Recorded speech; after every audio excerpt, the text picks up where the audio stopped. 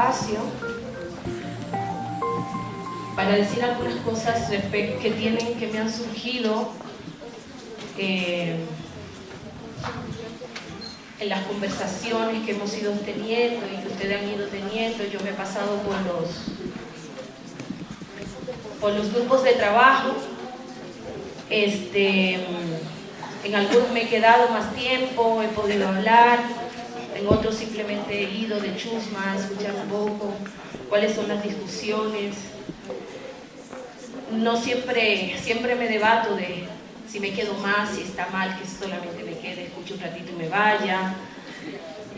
Y tiene que ver, digamos, que también asumo en este momento de mi vida. Yo tengo ya 51 años, tengo 30 años de activismo. 30 años, o sea, llevo más tiempo siendo activista que el tiempo que no lo fui, ¿no? Que fueron a los 20 años me hice periodista. Y por supuesto hoy yo puedo decir que tengo el privilegio de tener este micrófono y de que alguna gente me escuche.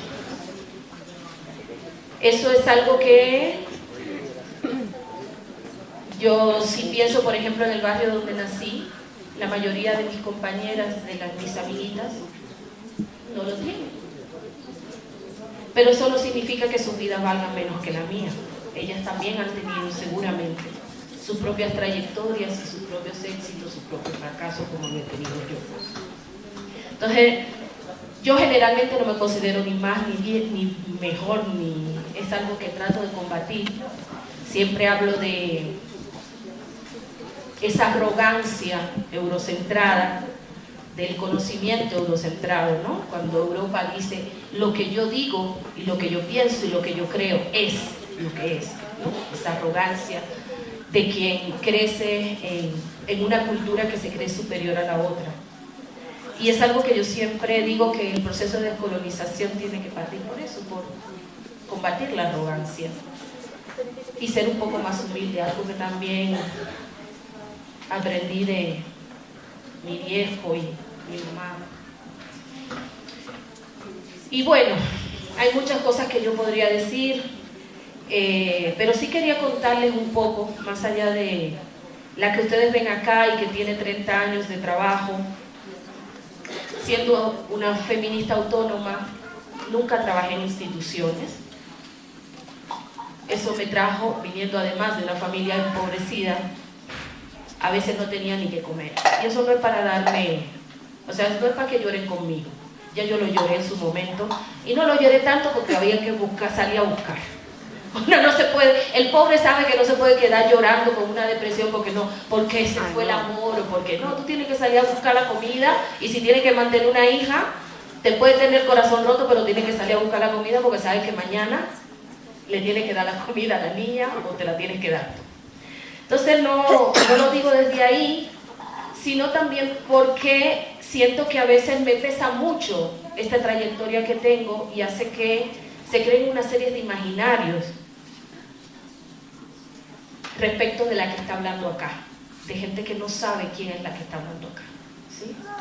Yo vengo de una familia empobrecida, de una familia de un barrio popular, un padre negro, una madre hija de campesinos expulsados de sus tierras, hijos de europeos, o sea que yo tengo,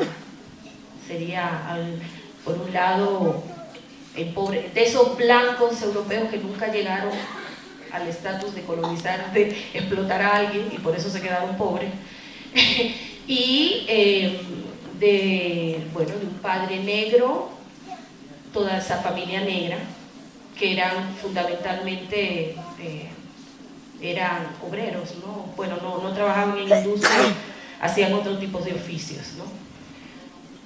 Y lo poco que tengo, que es más que todo algo simbólico, es cierto reconocimiento, tengo que aceptar eso. No tiene nada que ver con lo económico, porque como no seguí ninguna trayectoria institucional, eso significa, ni estoy en la academia como mucha gente piensa, eso significa entonces que yo vivo con lo que trabajo. Si yo no trabajo, no como. Yo no tengo una casa que voy a heredar, yo no tengo, ni siquiera tengo la posibilidad de que tienen muchos pueblos que tuvieron sus tierras, que pueden luchar por su territorio, ¿sí? La mayoría del pueblo afrodescendiente vino acá y lo mucho que pudo hacer fue escapar de la esclavitud. La mayoría no tuvieron territorio. Entonces, yo me estoy volviendo a mi casa, a mi tierra, pensando en esa isla que fue donde comenzó todo, porque no sé si saben que ahí fue la primera iglesia, el primer ayuntamiento, la primera universidad y el primer exterminio de un pueblo por parte de los españoles, ¿sí? Fue ahí, en ese Haití, que era como se nombraba la isla completa, ¿no? Entonces, sí, he ido acumulando cierto reconocimiento y yo creo que eso ha tenido que ver con dos cosas. Las enseñanzas de mi padre, que siempre me dijo que había que luchar por la justicia social, que siempre me dio el ejemplo de que no había que venderse, que si había que ser pobre, eso era orgullo, ¿sí? Me estoy volviendo, después de 20 años de estar fuera del territorio de la isla, y me voy a la casa materna, que es lo único que tenemos los 5 hermanos. Me voy sin nada, más que con toda la experiencia de estas conversaciones, que ahora se hacen muchas veces mucho más difíciles, porque pues yo tengo este privilegio, ¿no? Y eso significa muchas veces que crea muros, eso crea muros. Yo trato de combatirlo, por ejemplo, este coloquio, le agradezco mucho a Carmen que haya dicho cómo se hizo este coloquio, cómo hemos hecho este diplomado a puro pulmón, entre 2 organizaciones comprometidas. En el caso de IDECA, una organización que viene trabajando con sectores campesinos, con sectores aymara, con sectores quechua, con sectores de las comunidades de esta región. Y el GLEFAS, que es el grupo de donde yo vengo, del cual le quiero comentar un poquito, para que sepan desde dónde estoy hablando. Porque yo no hablo aquí sola, la que habla aquí habla toda esa experiencia con tanta gente que he caminado y he crecido, ¿sí? Entonces yo, estando en Argentina, en medio de una situación muy difícil, con mi hija, pensando en algún momento que iba a tener que dormir en la calle por todo el racismo, yo voy, a pesar de todo lo que estoy contando, era una privilegiada, porque la mayoría de las dominicanas que van allá van al trabajo sexual. Entonces yo era una privilegiada, porque yo me fui con una beca. Pero esa beca era una beca irrisoria, es la única beca que he tenido en mi vida, y la tuve muy grande ya, de la generación que yo tengo. Nadie se le ocurría, o sea, una no tenía un proyecto, mi papá se mató para que yo fuera a la universidad, pero una no pensaba que iba a decir doctorado, maestría, eso no se pensaba, era que tú fueras tomando una licenciatura, eso era, y ahí se acababa. Y yo termino mi licenciatura muy jovencita, y luego yo me meto a trabajar, porque yo no tenía un centavo, entonces yo tenía que trabajar. Duré 20 años, además de que tenía un compromiso político, así que yo duro 20 años trabajando allí en República Dominicana con sectores campesinos, con sectores populares, recorriendo el país, trabajando mucho con comunidades donde ya no hay mujeres, producto de la pobreza han inmigrado todas a Europa o Estados Unidos. Y en Dominicana se da la particularidad de que las que primero migran son las mujeres, y luego ellas van llevando los hijos, el marido, etcétera, etcétera. Pero eso es otra historia. Bueno, vuelvo a este tema de el GLEFAS, y yo estando en Argentina, con una beca muy mala, estoy en medio de la crisis, yo llegué en el 2001 a Argentina, a Buenos Aires. Estaba feliz porque fue cuando estalló ¿se acuerdan? Cuando sacaron se vayan todos y todo eso. Así que amanecí con mi hija en la calle gritando que se fuera Caballo, que se fueran todos, yo, corriendo por los bombazos y todas las cosas. Yo estaba feliz. Y comencé a participar en el movimiento popular, o sea, el movimiento de izquierda ya, que en realidad está muy movido, o sea, está muy en manos de gente de clase media, muy comprometida, pero es así. Y ahí dentro de ese proceso, yo comienzo a darme cuenta que todo ese discurso que yo había aprendido con el feminismo ya no me servía. Había un dolor que me estaba produciendo estar ahí, que yo no lo podía explicar a través de lo que me decía el feminismo. Yo llego a Argentina, yo tenía 10 años de ser activista feminista radical, lesbiana feminista radical, separatista, que se vayan todos, que se vayan a la mierda, quememos a los hombres, son todos unos machos de mierda, los matemos a todos y que desaparezcan en la isla bonita. Esa era esta que está acá, la que hoy se para y dice esas otras cosas.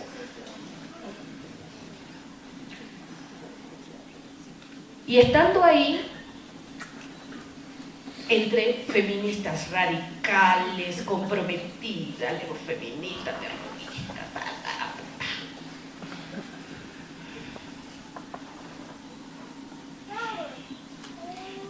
es que no hay manera de que yo pueda explicar si no es escribiendo, y por eso me dedico a escribir. Esa fue mi salida. Decir lo que me pasaba.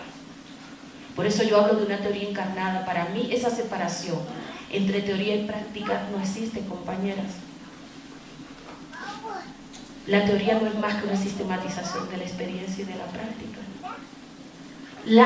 Quienes únicamente pueden producir una teoría que no esté encarnada en el cuerpo son las gente que dominan el mundo. Europa pudo hacer eso. Por eso las hermanas, el feminismo negro norteamericano y de color, atravesada por esa compleja trama de poder, hablan también de una teoría encarnada. Ellas también vienen de familias empobrecidas, analfabetas, y llegan por primera vez a la universidad como fue mi caso. ¿Y qué dice Ansaldúa? Ante el llamado de la Virginia Woolf de que tenemos que tener un cuarto propio para poder escribir. Ella dice, escribe en el baño, escribe mientras siembras, escribe cuando estés en el tren, escribe cuando vayas en el bus, cuando vayas al mercado, pero escribe. Era una salida. Es una salida para que se escuchen nuestras voces. Y eso hice yo, comencé a escribir. Yo no escribí hasta ese momento. La que ustedes ven y que llaman una académica, nunca escribió para academia. Yo he escrito desde el dolor, yo he escrito desde las calles, yo he escrito desde el compartir con las compañeras. Me he recorrido el territorio, no con las universidades, me he recorrido el territorio acompañando y hablando con la gente de abajo, con la gente más empobrecida, esa ante la cual yo soy una privilegiada.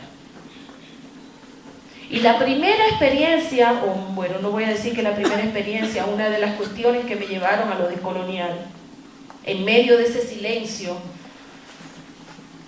muy postestructuralista yo en la Academia Argentina, y viendo cómo mi cuerpo al mismo tiempo estaba sufriendo todo tipo de latigazos por ese maldito racismo que hay allá. Que no es un racismo de, ay, la negrita. No, ese no es el racismo. Ahora sí, un poco con Macri. El racismo de allá es acá. Es que nosotras no sabemos pensar, es que nosotras no sabemos, es que nosotras no tenemos historia, es que todo se inventó allá, todo es nuevo allá. ¿Sí? Todo lo tenemos que traer, nuestro destino es importar, porque aquí nada se hace, todo se ha inventado antes, estos pueblos no saben nada. Y entonces ahí yo dije desde ese orgullo que yo tenía, que me había dado ese padre negro, yo dije, yo les voy a demostrar con mis faltas ortográficas, porque todavía tengo falta ortográfica, yo una vez escribí, una de mis primeras cosas que escribí, decía, gracias al corrector de Word. Usted lo encontré el otro día por ahí. Y era una disputa porque dentro de este grupo de activismo lésbico, feminista, radical, yo intentaba escribir y lo que hacían era burlarse de mis faltas ortográficas, ¿sí? Y una de uno de las grandes heridas que menciono muchas veces, una vez en medio de una disputa con un compañero trans argentino, judío por cierto, y yo estaba haciendo una revisión, es uno de mis primeros artículos así como más siguiendo las reglas académicas, porque aunque una no está ahí, pues nos vamos colonizando, ¿no? Y yo veo mis primeros escritos y veo los de ahora, y de verdad que he ido incorporando mucho la forma en que se escribe en la academia, porque es que si no, nadie te lee. Si no, no te leen. Y yo quería que me escucharan, yo quería que escucharan nuestras historias. Bueno, y entonces en medio de eso el Señor me dice que el problema que la diferencia de la lectura que yo hacía de Judith Butler, a la cual yo estaba criticando en ese momento, y la lectura que él hacía de Judith Butler, era que él decía Butler y yo decía Butler, no me acuerdo. En medio de un auditorio como de 500 personas y sentados los dos ahí. Esa era la diferencia entre él y yo, que yo no sabía hablar inglés. Entonces, me tocó una posibilidad que me llegó así, como de suerte. Yo soy alguien que siempre ha tenido que trabajar mucho para que las cosas me salgan. Y soy trabajólica, como dicen, aunque me gusta mucho disfrutar también. Y por una casualidad, esa fue de las cosas así como que te llegan, esa sí me llegó. Y terminé trabajando en una investigación que me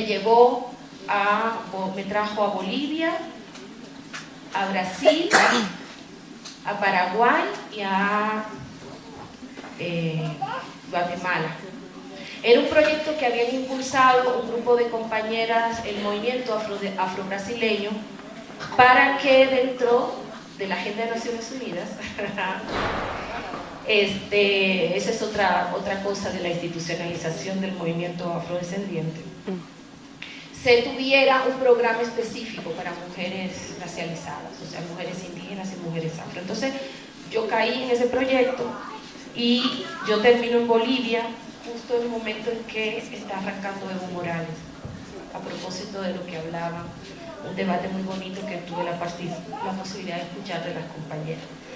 Y ahí yo recuerdo que fui a hacer una entrevista a una de las ministras que estaban en ese momento, y yo llega yo, Yudelkis, la negra, y se sienta, y viene una compañera indígena con todo su traje, y lo primero que me pregunta es si yo quiero un té o un mate, no me acuerdo el nombre, como le decía. Yo le digo que sí, y me traen un paquete así de hojas de planta de manzanilla, la meten en un vaso, le tiran agua caliente, y yo me quedo así, en medio del ministerio. Pero eso no fue nada, eso fue apenas el primer indicio de lo que me iba a pasar después. Y fue que yo le iba con todo un cuestionario, haciéndome la académica, y cuando comienzo a hacerle, le comienzo a hacer las preguntas, la compañera, para responderme, primero me está contando toda su vida. Y yo, al principio, la racionalidad occidental, que ya, si una pasa por la universidad, eso te pasa. Mi primer instante es como de decirle, no, es que no es eso lo que yo le he preguntado. Y yo recuerdo que yo me callé y me dije, Yudelki, cállate y escucha.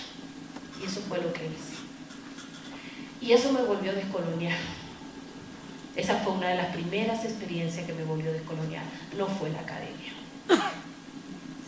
Yo escuché a la compañera. Y la escuché de verdad. Y eso me cambió la vida. ¿Sí? Como me cambió la vida estar en conversaciones con compañeras en Centroamérica y escuchar cuando ellas me dicen un dicho que es de su comunidad y que es el título de uno de mis artículos donde trabajo la cuestión de la arrogancia del movimiento LGTB y lésbico feminista, que se paran como nosotras las liberadas, ¿no? Yo hago toda una crítica a esa cuestión que yo misma he sido, ¿no? Y la compañera trae el lema o uno de los dichos de su comunidad, que es: el futuro ya fue. Yo no me voy a poner a explicar esto acá. Yo he pasado hace bastante tiempo dándole cabeza a eso, que es lo que quieren ella decir y cómo lo podemos interpretar para nuestra propia lucha. Pero me invirtió el tiempo histórico, a mí me invirtió el tiempo histórico. El futuro ya fue, es decir, en su comunidad, no ella, sino en su comunidad. Entonces el proyecto de GLEFAS es un proyecto autónomo. El proyecto de GLEFAS surge dentro de esta necesidad. En 2006, tenemos ya más o menos 10 años, por aquí andaba Mar, andaba por aquí, no sé dónde está, que le comentaba aquí a Yanet, que el primer curso que dimos, que lo construimos con Ochi Curiel, que dio el GLEFAS, que fue como en el 2007, todavía en ese momento estábamos apenas haciendo, nos ha llamado más feministas antirracistas, y estábamos apenas haciendo el tránsito hacia lo decolonial. Y el primer curso que elaboramos lo dimos aquí en Perú, en Lima, donde participaron alrededor de 100 compañeras y compañeros de diferentes movimientos sociales y que varios de ellos no se habían nunca juntado. Había de movimiento indígena, movimiento afro, movimiento de derechos humanos, feministas, lesbofeministas, algunos compañeros y compañeras que venían de territorio, y comenzó un conflicto entre los grupos afro e indígenas que nosotras no nos esperábamos. Luego vamos a ver que eso se repite en muchos lados, quién es el más oprimido, ¿no? Y ese fue el primer curso, y fue un curso pensado para activistas, porque cuando comenzamos a idear el proyecto del GLEFAS era la idea de: estábamos terminando un periodo largo de debate entre el feminismo autónomo y el feminismo institucional, que creo que varias de ustedes han escuchado sobre él, al cual yo entro como feminista autónoma, siendo un poco pequeña todavía, o sea, para las que dirigían el movimiento. Y resulta que en ese momento ya el feminismo institucional, estábamos como en un momento que el feminismo autónomo se había destruido internamente por los debates y los conflictos internos, las disputas de poder, ¿sí? ¿Quién era la que tenía, quién era la verdadera dueña del feminismo autónomo? ¿Quién era que definía qué era lo que es el feminismo autónomo? El debate fundamental era entre Margarita Pisano y un grupo de ellas, y Julieta Paredes, Mujeres Creando, y un grupo de ellas. Y yo recuerdo que Ochi y yo, que todavía estábamos en Dominicana, dijimos: no nos vamos a meter en ese debate porque nos parece que hay muchas otras cosas que aquí hay que trabajar, y seguimos trabajando. Pero ese debate consumió internamente el feminismo autónomo. Así que en un momento, estando en Argentina, en medio de esta crisis, en medio de esta soledad, yo digo: yo quiero un proyecto al cual pertenecer, y quiero un proyecto que sea de fuera. Justamente el GLEFAS surge con la necesidad de decir: necesitamos conocer lo que está diciendo la academia de nosotras. Necesitamos esas teorías para poder rebatirlas, para poder desbaratarlas, para poder hacer de ella otra cosa. Porque ¿cómo vamos a ir en contra de esas teorías si no es conociéndolas a fondo para poder criticar y poder producir otra cosa? Entonces, cuando nosotros comenzamos el proyecto de GLEFAS, era con la convicción absoluta de que se puede construir conocimiento por fuera de la academia, y eso es lo que hemos estado haciendo hasta ahora. Y aunque ustedes no lo crean, que ustedes piensen muchas que yo soy una académica, muestra que de alguna manera logramos el objetivo, porque lo que ha pasado es que a fuerza de hacer, imponer la voz, irnos a pelear en las universidades, decirle lo que nosotros estamos pensando, lo que nosotros estamos diciendo, hacer como las feministas negras en los años 70, las feministas de color, que le hicieron una crítica radical a toda esa teoría feminista blanca. Eso era lo que a mí me interesaba y me sigue interesando para América Latina. ¿Cómo es que en América Latina tenemos tan pocas pensadoras, tan pocas personas que sistematicen los saberes que hemos construido? No es que no haya pensadores, es que no están sistematizados, ¿sí? Y ese era un poco el proyecto, y eso fue y eso sigue siendo hoy. Y por eso también un diplomado como este, donde ustedes han visto esa mesa que ahí yo creo que hemos coincidido toda la belleza de la mesa 4. Esa mesa ha sido producto de estos 8 meses donde también Janet y yo hemos aprendido muchísimas cosas de la compañera. Hoy yo las escuché y yo decía, uy, yo no sabía esto, ay, pero yo no sabía aquello, ay, pero yo no sabía, porque por supuesto, muchos de los cursos no es porque una se sepa todas las cosas que están ahí, es que una va con la intención de, vamos a trabajarla, vamos a investigarla. Las chicas no saben, muchas veces, mucha de la literatura eran libros que yo tenía por leer, así que lo aproveché y decía, ok, aquí lo meto, y lo leía para la clase, así que ustedes lo estaban leyendo y yo también. Entonces, eso para mí es hacer, o es una forma de hacer. Hay otras formas de hacer, como estar en la calle, en lo cual también he estado muchas veces.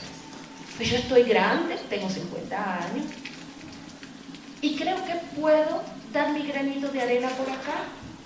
Y yo creo que cada una de nosotras, desde nuestros diferentes espacios, podemos dar nuestros granitos de arena.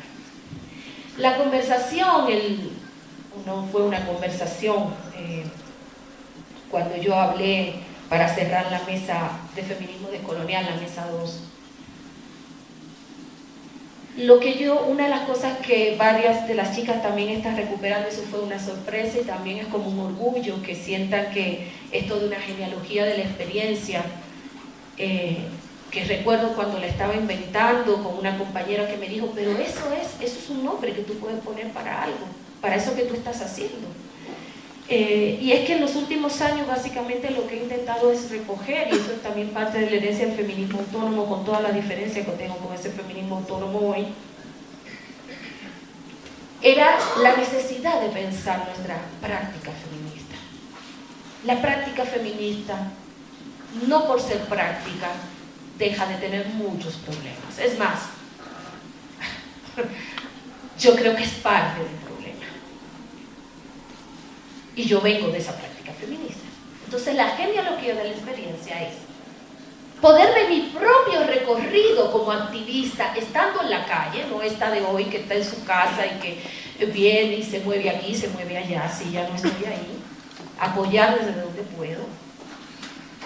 Recorrer toda esa historia, recorrer las conversaciones con las compañeras, recorrer los debates, los dolores. Yo hablo de los dolores también como parte de esa genealogía, y es preguntarnos ¿qué es lo que estamos haciendo? ¿Cuál es el mundo que estamos produciendo?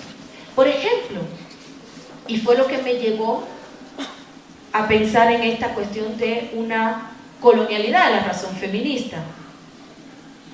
Y esa colonialidad de la razón feminista, quiero decir, no es como yo decía en algún momento, mucho más atrás, pero que ya escribía, donde yo hablaba de los feminismos hegemónicos. No. La colonialidad y el racismo de la razón feminista está en la médula de casi todos los feminismos conocidos. Y yo lo digo porque me he dedicado en los últimos años a hacer esa tarea. Me he puesto a revisar nuestros discursos, y los discursos que más me interesan no son de las blancas que están allá arriba, no, los nuestros, para ver cómo tenemos la colonialidad metida en la médula. Y es ahí cuando yo comencé a ver cómo eso no dependía de la academia o no, eso dependía fundamentalmente de las prácticas y sobre qué saberes, sobre qué percepciones, sobre qué interpretaciones del mundo estaban fundadas esa práctica, porque no hay ninguna práctica que no se funde en una interpretación del mundo. A varias de ustedes les sonó muy fuerte, como la crítica a un centralismo en la lucha por el aborto que se da a nivel mundial. Eso dije también, pero parece que no se me escuchó, que eso no significa que yo no niegue que hay un gran trabajo ahí, que hay que reconocer, pero también quiero decir que esa es una práctica que es parte de la hegemonía, la construcción de hegemonía por parte de un grupo dentro del feminismo. Y la que quieran saber, yo puedo pasarles materiales, por ejemplo, de todo el debate que se da al inicio en los años 80, el movimiento de mujeres afrodescendientes en Brasil tiene el primer debate con las feministas así nombradas. Por supuesto, si las afrodescendientes no estaban ahí, ¿quién eran las feministas? Yo creo que no hay que decirlo, ¿no? Entonces, el movimiento de mujeres afrodescendientes tiene un gran debate con las feministas brasileñas, donde lo que se está discutiendo, si el aborto es la centralidad de la lucha feminista en Brasil, o si es, por ejemplo, la lucha por, en este caso, en contra de la esterilización forzada que estaban viviendo la mayoría de las compañeras en los territorios. Y por supuesto, ¿qué fue lo que terminó mundializándose? ¿No? ¿Por qué no se terminó mundializando lo otro?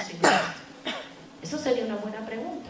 ¿Por qué no comenzar a preguntarnos cómo es que se definen cuáles son los temas centrales de la agenda feminista? ¿Cómo? ¿Quiénes están definiendo los temas centrales de la agenda feminista? Si ustedes me dicen que son las mujeres de abajo, bueno, pues entonces estamos muy bien, pero por favor, yo creo que no hay que rastrear mucho para saber que eso no es así, ¿no?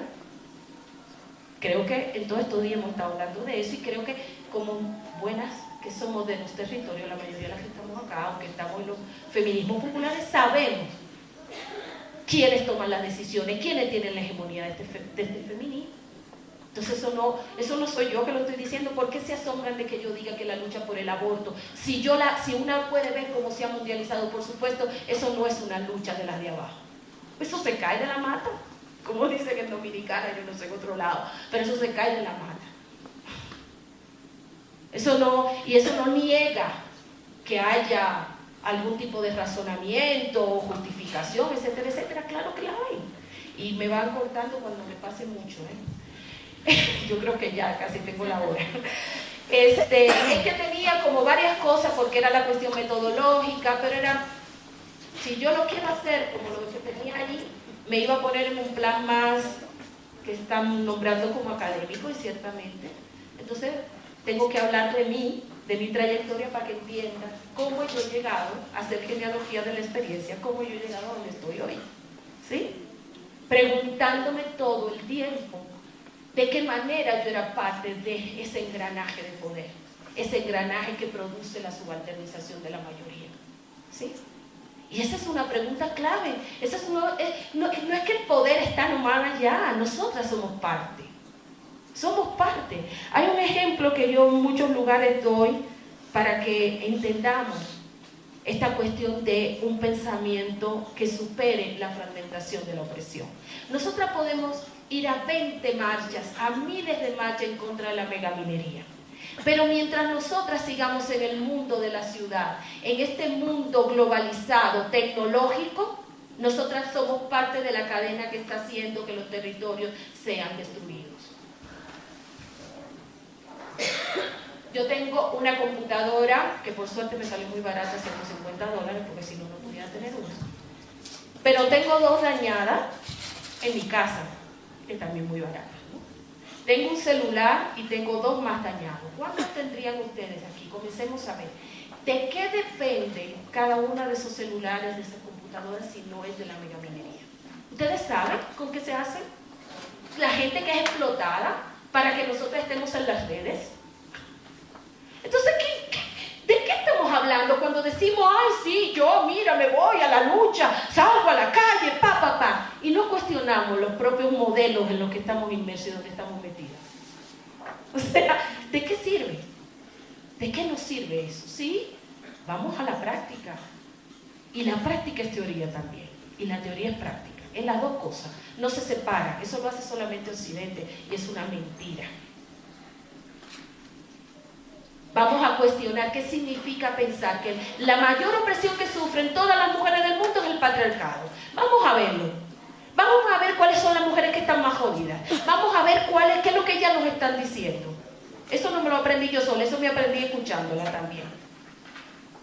¿Qué dicen las compañeras, por ejemplo, que le hacen el juicio allá en Guatemala a todo lo que fue la guerra interna en Guatemala, las compañeras indígenas de Capuzal?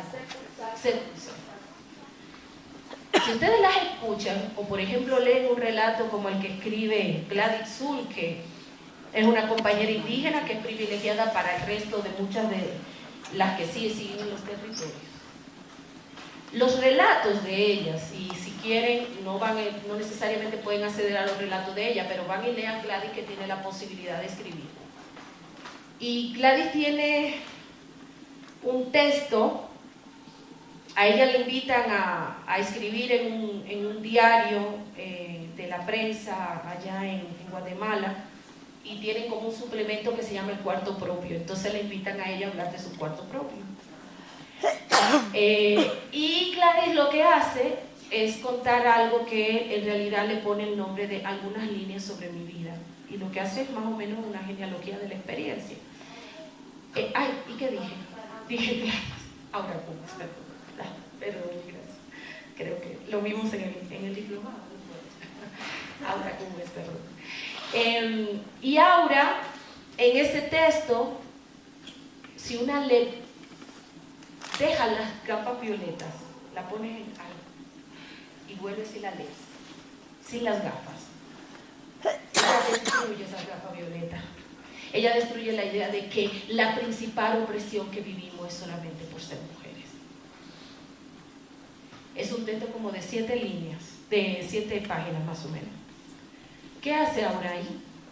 Ella cuenta cómo el dolor, la violencia que han sufrido las mujeres en los territorios guatemaltecos, los territorios mayas más bien, asediados por esa guerra interna, es un dolor que no es un dolor individual, es un dolor colectivo, es un dolor comunitario. Es ver, como ella dice allí, sí, nos han violado, dicen muchos de pero es que nos han matado a todos los varones de la familia. Me mataron al papá, al tío, al abuelo, al hijo. No queda un hombre, no queda un varón en la comunidad. Y eso es un dolor que viven las mujeres comunitarias. Se nos ha ocurrido pensar eso, que a propósito de salir aquí, como que todas vivimos en mundos en relación. En un mundo en relación, cortar un árbol duele. Y si te matan a alguien, duele como si te mataran a ti. Eso es parte de tu muerte. Entonces,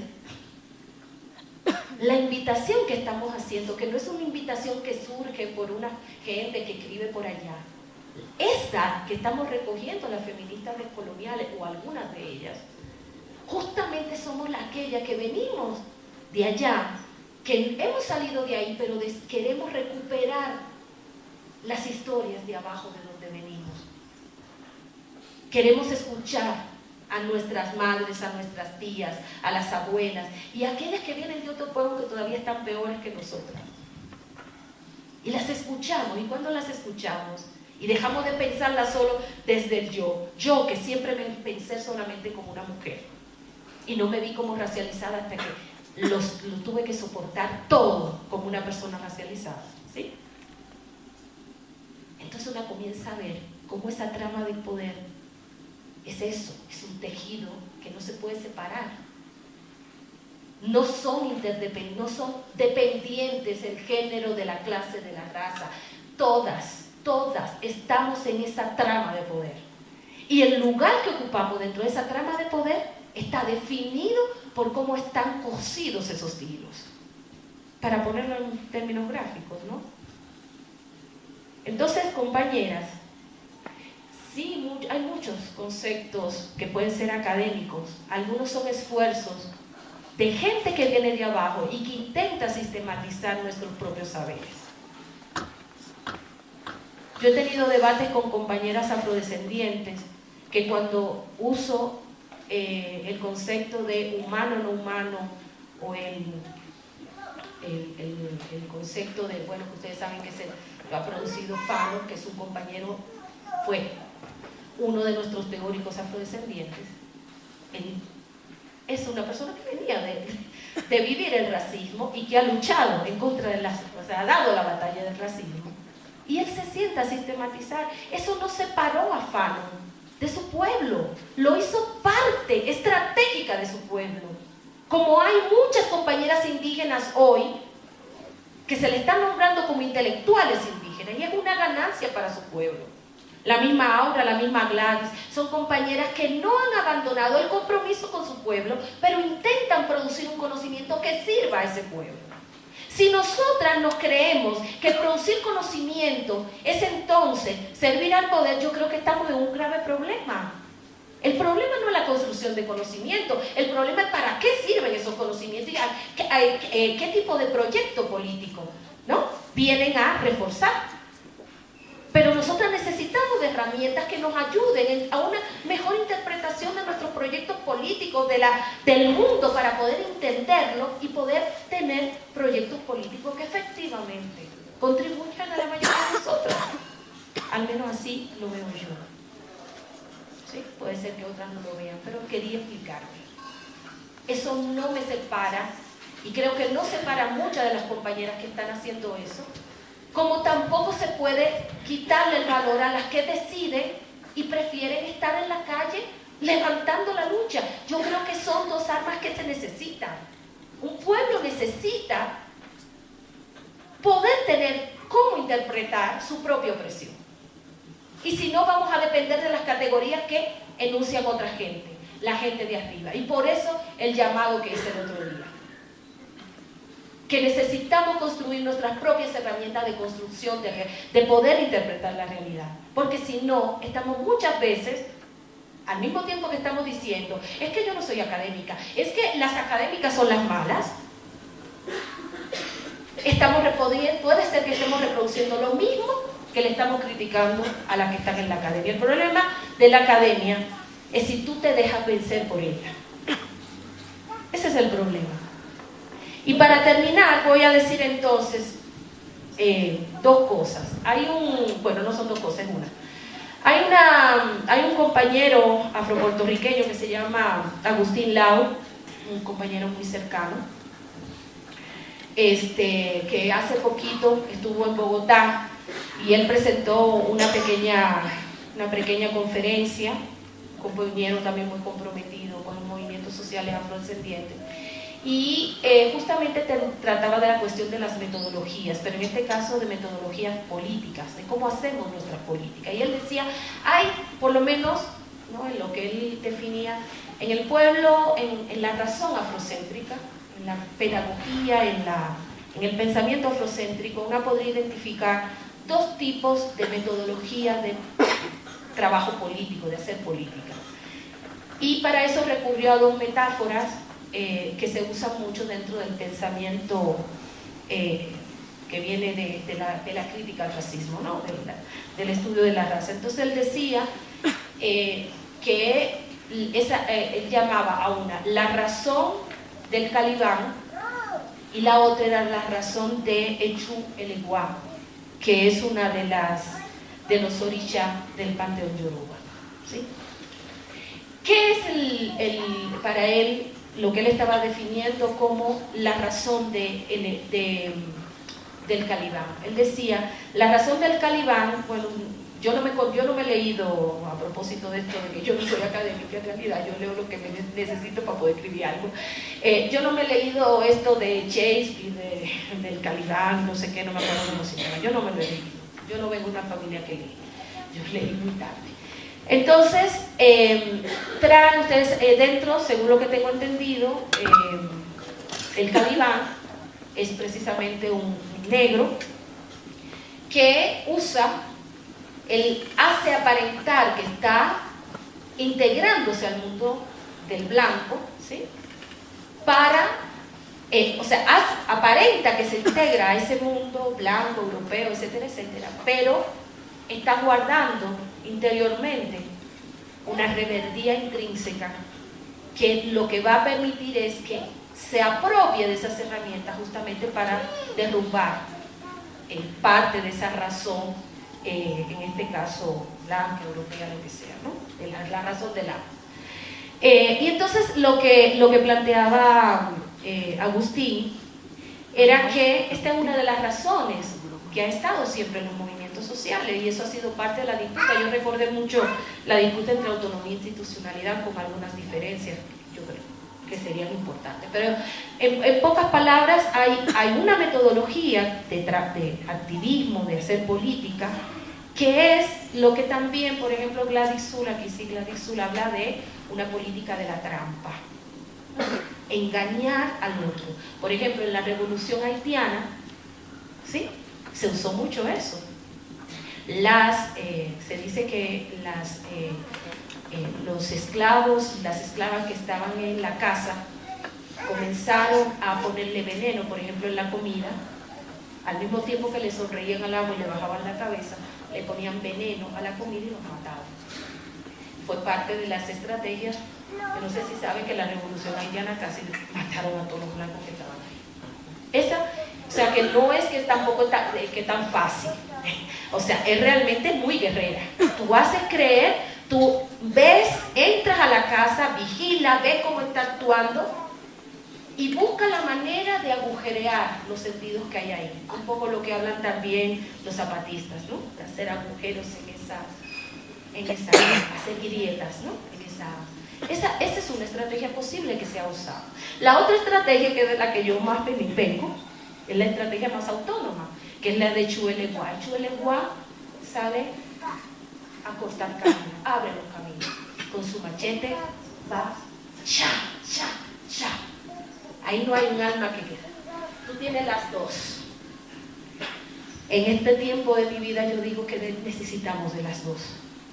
Hoy día tenemos un movimiento de gente, o sea, tenemos mucha gente indígena y afrodescendiente que vienen de pueblos a los cuales se le ha negado el conocimiento y que están entrando a las universidades.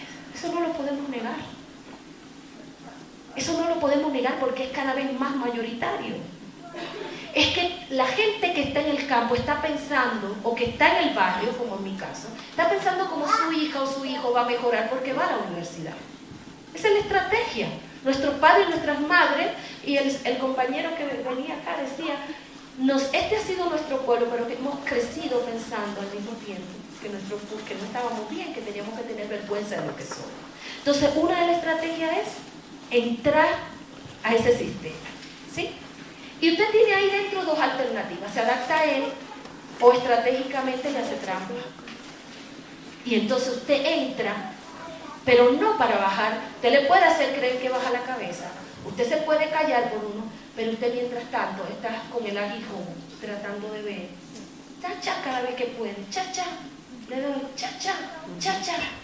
Y yo creo, como alguien que aunque no está en la academia, está siendo invitada, tengo esa posibilidad, por productos, seguramente porque he escrito mucho, me están invitando hoy a la academia.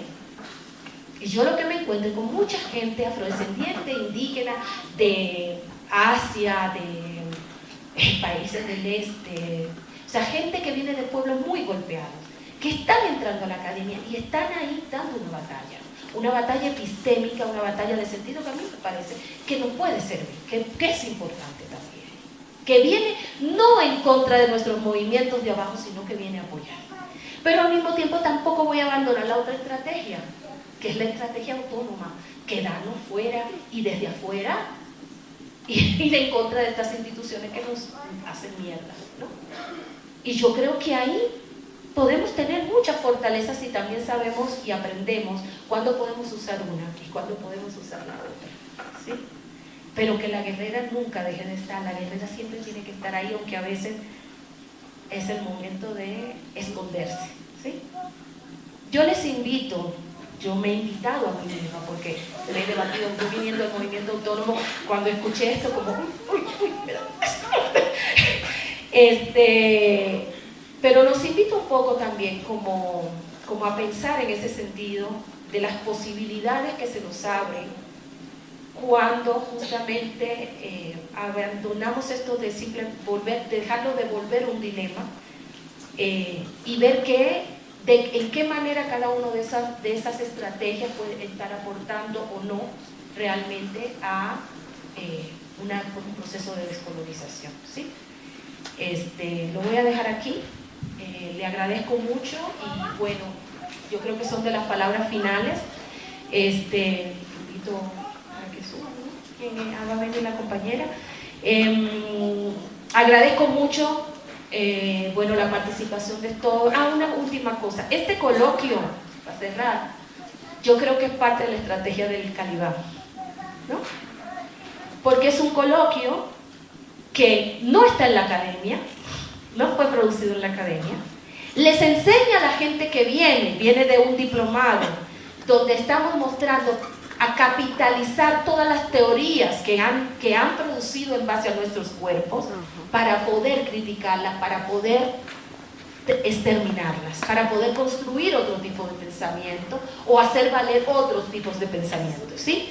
Entonces, este coloquio yo lo veo en ese sentido, pero también tiene algo de lo otro, porque, por ejemplo, no hemos aceptado un centavo de nadie.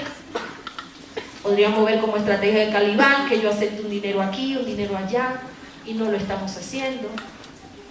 Y a pesar de eso, estamos contribuyendo un pequeñito granito de arena. Ojalá pudieran venir mucha más gente, pero ojalá que más que venga gente acá, que este tipo de espacios y de otros espacios que no sean coloquios, se sigan multiplicando y multiplicando y multiplicando. Eso diría. Muchas gracias.